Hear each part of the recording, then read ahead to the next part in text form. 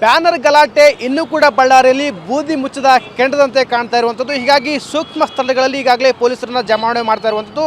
ಏನು ಇವತ್ತು ಅಂದುಕೊಂಡಂತೆ ಎಲ್ಲ ಆಗಿದ್ದರೆ ಇವತ್ತು ವಾಲ್ಮೀಕಿ ಪುತ್ಥಳಿ ಅನಾವರಣ ಆಗಬೇಕಾಗಿತ್ತು. ಆದರೆ ವಾಲ್ಮೀಕಿ ಸರ್ಕಲ್ ಸುತ್ತ ಇದೀಗ ಪೊಲೀಸ್ ಬಿಗಿ ಬಂದೋಬಸ್ತನ್ನು ನೇಮಕ ಮಾಡಿರುವಂಥದ್ದು ಮತ್ತು ಜೊತೆಗೆ ಇಲ್ಲಿ ಹಾಕಿರುವಂಥ ಬ್ಯಾನರ್ಗಳನ್ನು ಮತ್ತು ಇಲ್ಲಿರ್ತಕ್ಕಂತಹ ಏನು ಎಲ್ಲವನ್ನು ಕೂಡ ತೆಗೆಯುವಂಥ ಪ್ರಯತ್ನ ಈಗಾಗಲೇ ಲೈಟ್ಗಳನ್ನು ತೆಗಿತಾ ಇದ್ದಾರೆ. ಅಂದರೆ ಇವತ್ತು ಎಲ್ಲವೂ ಅಂದುಕೊಂಡಂತಾಗಿದ್ದರೆ ರಾಜ್ಯದ ಪ್ರಮುಖ ನಾಯಕರು ಬಂದು ಇಲ್ಲಿ ಏನು ಕಾರ್ಯಕ್ರಮವನ್ನು ಮಾಡಬೇಕಾಗಿತ್ತು. ಆದರೆ ಆ ಕಾರ್ಯಕ್ರಮ ಏನು ನಡೆದಿರ್ತಕ್ಕಂಥ ಅವಘಡದಿಂದಾಗಿ ಮುಂದೂಡಲಾಗಿದೆ. ಹೀಗಾಗಿ ಏನು ಲೈಟ್ಗಳನ್ನು ಅಳವಡಿಕೆ ಮಾಡಿದ್ರು, ಬ್ಯಾನರ್ಗಳನ್ನು ಏನು ಅಳವಡಿಕೆ ಮಾಡಲಾಗಿದ್ರು ಮತ್ತು ಜೆಂಡಾಗಳನ್ನು ಏನು ಅಳವಡಿಕೆ ಮಾಡಿದ್ರು ಅದು ಎಲ್ಲವನ್ನೂ ಕೂಡ ತೆರವುಗೊಳಿಸುವ ನಿಟ್ಟಿನಲ್ಲಿ ಕೂಡ ಈಗಾಗಲೇ ಕಾರ್ಯ ಆರಂಭ ಆಗಿರುವಂಥದ್ದು. ಅಂದರೆ ಮುಂದಿನ ದಿನಗಳಲ್ಲಿ ಎಲ್ಲವನ್ನೂ ಪರಿಸ್ಥಿತಿ ತಿಳಿಗೊಳಿಸಿದ ನಂತರವಾಗಿ ಇದನ್ನು ಸರಿಪಡಿಸುವ ನಿಟ್ಟಿನಲ್ಲಿ ಕೂಡ ಆ ಕಾರ್ಯಕ್ರಮ ನಡೆಸ್ಬೋದು. ಈಗ ನನ್ನ ಬಲಭಾಗದಲ್ಲಿ ಕೂಡ ಗಮನಿಸ್ಬೋದು. ಅಂದರೆ ಪೊಲೀಸ್ ಸಿಬ್ಬಂದಿಗಳನ್ನು ಎಷ್ಟರ ಮಟ್ಟಿಗೆ ನಿಯೋಜನೆ ಮಾಡಿದೆ ಅಂದರೆ ನಿಜಕ್ಕೂ ಕೂಡ ಇದು ಬಳ್ಳಾರಿಯ ಸದ್ಯಕ್ಕೆ ಬೂದಿ ಮುಚ್ಚದ ಕೆಂಡದ ರೀತಿ ಕಾಣ್ತಾ ಇರುವಂಥದ್ದು. ಹೀಗಾಗಿ ಸಾವಿರಾರು ಸಂಖ್ಯೆಯಲ್ಲಿ ಪೊಲೀಸರನ್ನು ಕೂಡ ಈಗಾಗಲೇ ನಿಯೋಜನೆ ಮಾಡಿರುವಂಥದ್ದು. ಅಂದರೆ ಪೊಲೀಸ್ ಸಿಬ್ಬಂದಿಗಳ ವ್ಯಾನ್ ಕೂಡ ಇರುವಂಥದ್ದು